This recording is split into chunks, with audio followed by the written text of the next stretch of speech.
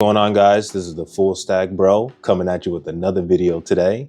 In today's video, I'm going to give you a couple reasons why you're not ready to be a software engineer. Now, to become a software engineer, it's not as easy as you think. Okay, even with the job market today, there's a lot of oversaturation with people applying to these jobs because of the addition to AI, right? Where you could overinflate your resume with all these nice little buzzwords and keywords of solving problems and doing all these things, but then when it comes to the actual interview process, you fold. And the reason why you folded is because you haven't practiced what you preached on your resume, okay? So to become ready to be a software engineer, it takes a lot of hard work and dedication. Yes, there's boot camps. You could be a CS major and learn all these different things like algorithms and how to write functions and how to build out a website, the app, go down the list of the possibilities of what you can do in the field, okay?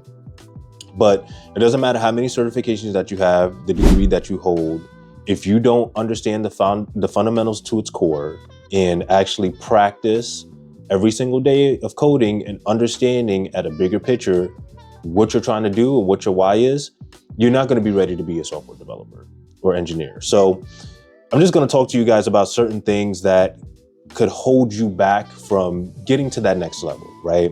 Whether you want to become an entry-level developer or junior, you just want to jump in and get into the tech space, okay? So the first thing is you struggle to stay patient when solving problems. When it comes to problem solving, you have to look at it as just you have one problem that you need to look into, and then you have to figure out a solution to it.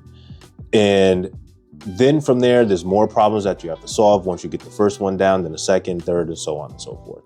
Now, there's going to be easy problems and there are going to be more moderate problems that you need to solve. But once you get to the more complex ones, you fold.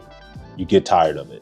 And say, for example, if you're working on a project on your own and you really can't figure out how to call an API to get the data that you want or actually filter data from that API, you're going to give up easily. And then that project is just going to go to the wayside. And then you're going to work on another project and you're going to try to do the same thing. You're going to run into the same issue. It's going to be a continuous cycle of abandoning projects. The one thing I want to tell you guys right now, don't abandon projects. Work on one thing at a time. If there's a project that you're stuck on, okay, try to use AI to your advantage to solve this problem. If it's super complex, what I do when it comes to solving complex problems is this. I will understand the problem, exactly what we need to solve, what the errors are and all that stuff, right? Then from there, I would create a list and break down that complex problem into smaller pieces. And then pick the hardest one from that list and work my way down. Okay. And maybe you're not ready to do that. What you can do is start with the easiest to then get yourself to the hardest. But I feel like if you work on the hardest one first, everything else will fall in line. If you go with that approach, as opposed to trying to climb up to get to the hardest part, it's going to be hard. You're going to be fatigued and you're not going to really get things done. So if you start at the top, work your way through that list, you're going to notice that it's going to be way easier for you to solve complex problems. And it's going to be easier for you to finish one project at a time and actually have working projects. Because I can tell you from my experience, looking at portfolios and then looking at their projects and trying to see if it works, they never work.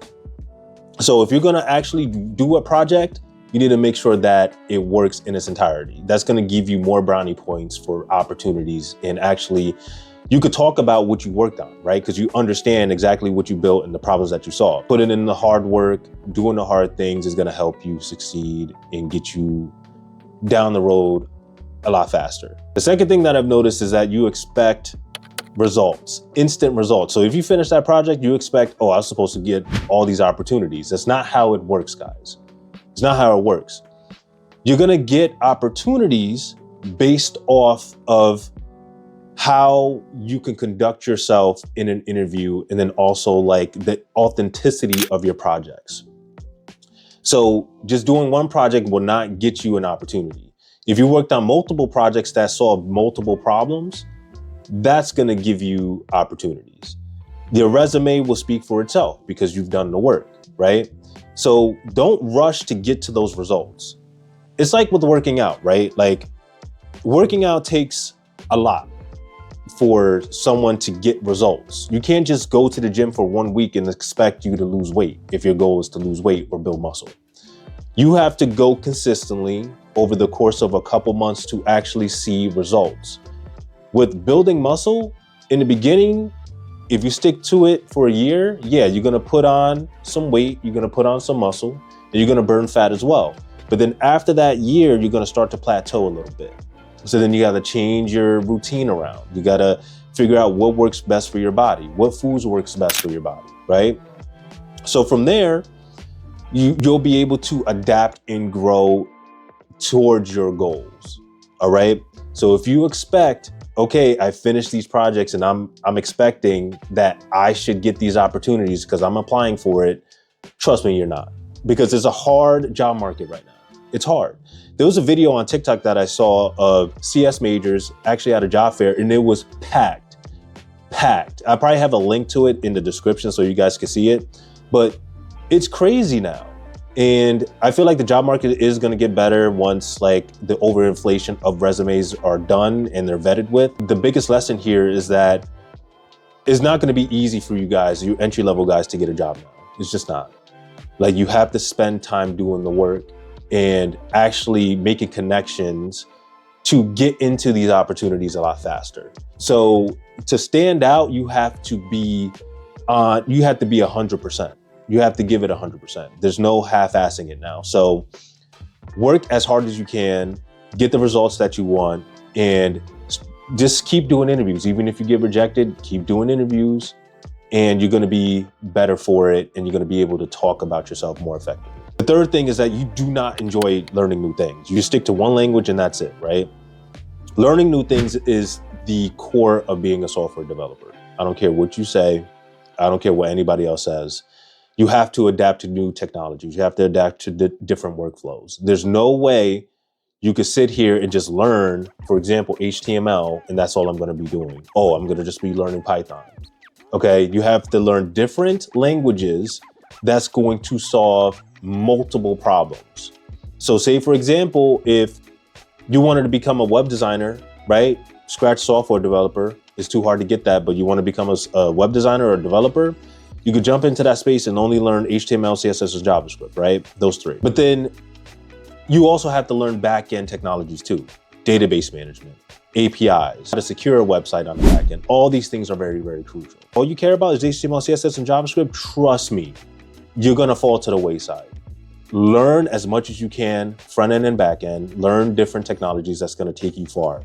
From not only how a website, a web app would look, but then also the back end, like securing the back end to where you stop bad actors from getting into your database. That could help you branch off into different opportunities. You could expand more on those back-end languages to become a DevOps engineer or just like a PHP developer, whatever you want to do. The fourth thing is not being a team player. You like to work alone. Trust me, I like to personally work alone as well, but I also love to be a team player. So it depends on the projects that I'm working on. Being a team player will take you to another level as opposed to working on your own. Being a self-taught developer, there's so much that you can learn on your own, but then you have to reach out to like a mentor or someone else that knows more than you to get more experience. And I've learned this the hard way. There were times where I was working on projects and I wanted to really show that I knew what I was doing. And that hurt me at the end of the day because there were more problems and more refactorization to do with that project to make it more efficient. And I had to learn, okay, if I don't know what I'm doing, if I'm stuck on a problem for at least 45 minutes to an hour, I need to reach out to someone that knows more than me and actually brainstorm different ideas on to solve that problem effectively so that I'm able to get past this problem quickly and move on to the next thing. So you have to learn to be a team player, collaborate with others. The fifth thing is instead of like the common goal of just becoming a software developer, you just want to chase that title. You want to become a tech lead all of a sudden. And you haven't even started at the bottom. You haven't started at the entry level or junior level yet. Chasing the title to get in the field and not really understand the foundations, the fundamentals, what it takes to get there, you're not ready. you're just not ready. You could tell who's junior based off of the code that they write, how much code they're writing, what problems that they're trying to solve, and how they're just missing the mark. If they're not looking at it from a big picture, forget about it. You're gonna stay junior or entry level for a long time. And just being in your bubble, again, will not help you grow. If you want to be a tech lead, you know how long it takes to be a tech lead, let alone a senior software engineer? It takes a long time. My estimation for a senior engineer starting out at least 3 to 5 years, if you do everything correctly, okay, if you are great at communicating, being a team player, writing great code, or understanding exactly what's being built, but then you provide valuable feedback to make it better or apply a coding standard, that tells me that you know what you're talking about. I don't need to question anything that you write. Don't chase the title. Start small. Start where you're comfortable, and then from there, become uncomfortable. If you want to become a senior, you have to do uncomfortable things.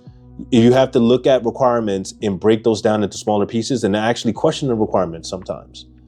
Be that person to be like, okay, I understand what we're doing here, but honestly, like, what about this edge case, this business case, right? That maybe the product managers didn't know or forgot to write, but then you called it out. That will show that you can actually build things on your own. And then you'll get projects on your own. If you're pair programming it with someone else, you could take the lead on what needs to be done and actually have a plan to where you'll get this project done. So start small first, work on the bugs that you need to fix. Then once you get to the features, the projects that you need to work on, try to understand what you're building first and like look at it from the scope of the requirements to like the bigger picture and put yourself in the user's shoes, right? Who's going to be using this? Understand exactly how they're going to be using it and just start thinking about different ways to make things better. And that's going to take you a long way. And then the last thing is you don't manage your time well. You don't manage your time well. So me personally, I like to do deep work. Deep work is basically you're sitting in front of the computer for 4 hours coding out a solution, right? I personally work on projects by myself. Typically, I take on big projects by myself and I work on them. I understand what's the hardest thing in this list to get this project out the door, break it down into smaller pieces and start executing. For 4 hours, I'm building new functionality, understanding the backend architecture first, right? Getting that done. Then I'll focus on the front end piece, which is the easiest part for me, and start like as a puzzle, right? You start with the outside of the puzzle, then you get the pieces of the puzzle, like colors, right? Based off the picture, like colors. And then you just start putting the pieces together. That's how I approach my projects in building them out effectively. 4 hours is enough for me to actually sit down and code out a solution. Now, every day, do I do this? No. There's times where I take an hour or two just to work on stuff. And then, I'll take some breaks and all that stuff. And I space it out in between, like throughout the entire day, okay, to get things done. But effectively for the week, I know exactly what I need to finish and I get that done. And then I move on to the next thing. And I keep myself accountable for those timelines, okay? Another thing is too, if you're trying to learn something, say if you've bought a course online or you're doing a boot camp and you got to work on things, what do? How do you schedule out that time, especially if you have a 9 to 5? What you would need to do is have a calendar, use Google Calendar, use your own phone, set up a calendar invite, right? For an hour, 2 hours of you just working on this project every single day. That's going to keep you accountable for getting things done. Take accountability for your time, guys. Set up calendar time blocks. If you do this, you will have a lot more time in the day to learn as much as you can and get better 1% every single day, okay? So that's it, guys. That's the video. If you like this video, please like, share, and subscribe. Let me know in the comments if this video has helped you and whether you're taking these actionable items to help you become a software developer. Because trust me, it's going to take a lot of time to do it. You just have to stay diligent every single day to get towards that goal. And if you get stuck, come back to this comment section, add a comment. Someone could help you. If it's not myself, someone else will. All right, talk soon.